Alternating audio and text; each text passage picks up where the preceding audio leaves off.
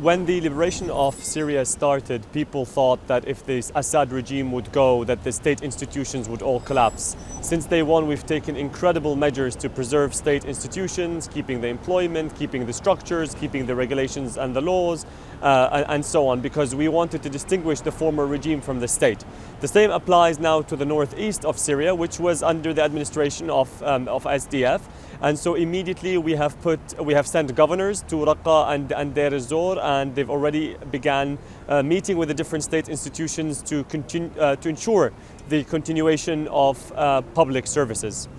Decree number 13 for the year 2026 was a historic milestone in the recognition of Syrian Kurdish rights, rights that the former regime never granted to Kurdish individuals. Kurds in Syria are a key component and are essential in the social Syrian fabric.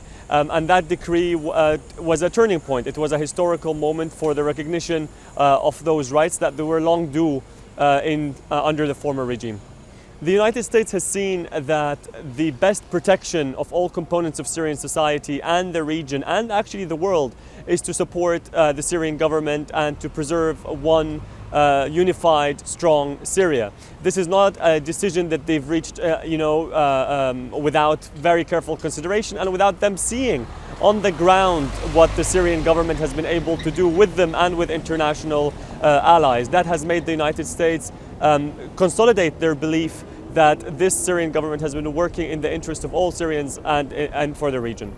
The Assad regime has created a state-sanctioned industry of Keptagon that has destabilized Syria and the region, and indeed actually the world, through the transnational organized crime. The Syrian government, from day one, since they've got power, have cracked down on the drug trade and have done incredible miles. We had the head of the UN agencies responsible for drugs in Damascus just a couple of days ago, and they've seen firsthand the incredible efforts that we have done. The same goes for joining the anti-ISIS coalition. This was, the Syrian government has been fighting ISIS also since day one and has done incredible achievements in detaining, arresting, neutralizing many of the kind of ISIS leadership in Damascus and beyond. And that was politically then sealed off by joining the anti-ISIS coalition, and that still continues until this very day when it comes to the prisons, the camps, and so on.